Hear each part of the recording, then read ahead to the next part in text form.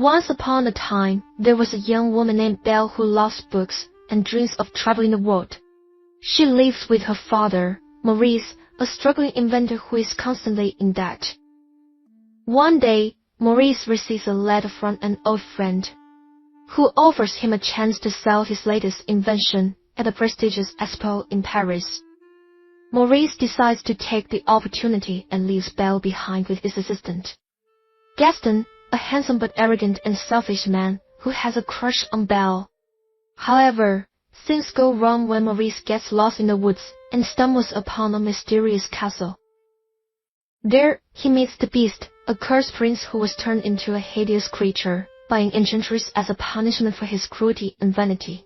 The Beast imprisons Maurice in his castle, where he also lives with his loyal servants, who were transformed into various objects by the same curse. The only way to break the curse is for the Beast to find true love before the last petal falls from a magical rose that the enchantress gave him. Meanwhile, Belle becomes worried when she doesn't hear from her father for a long time. She decides to go look for him, and with the help of a friendly horse, she finds the castle. She bravely enters the castle and discovers her father locked in a dungeon. She begs the Beast to let him go and offers to take his place as his prisoner. The Beast agrees and lets Maurice go.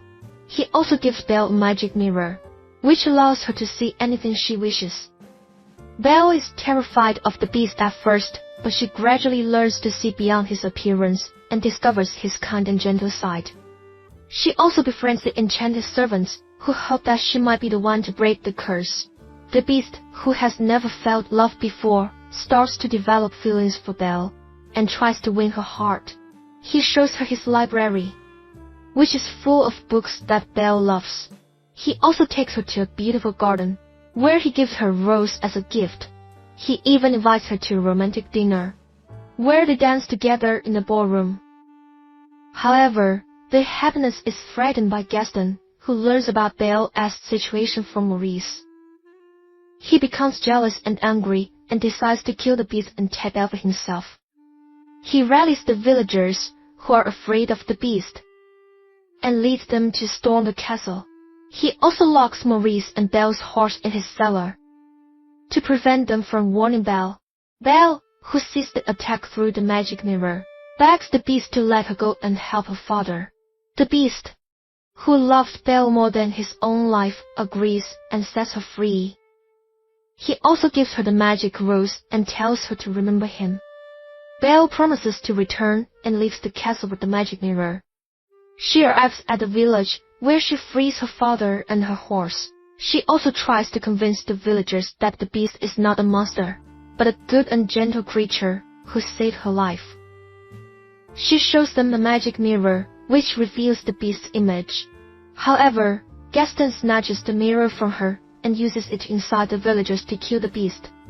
He also accuses Maurice of being crazy and tries to have him sent to an asylum. Belle protests and reveals that she loves the Beast. Gaston, who is enraged, decides to go to the castle himself and finish the Beast off.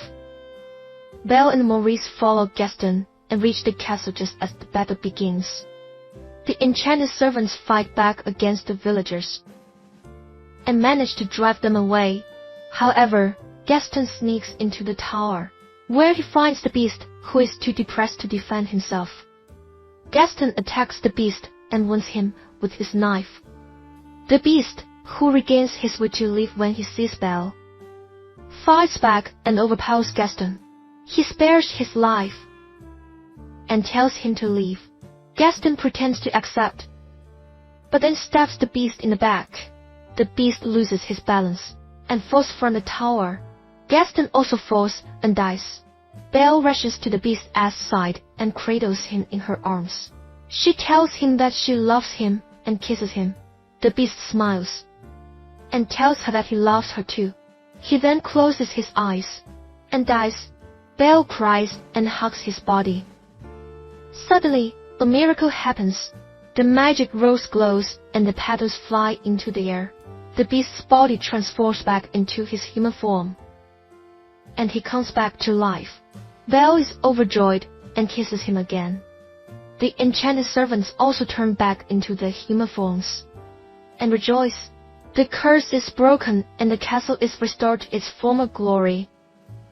Belle and the prince, whose name is Adam, embrace each other and declare their love. They are joined by Maurice, who is happy for his daughter. They also meet the enchantress, who reveals herself as the castle's fairy godmother.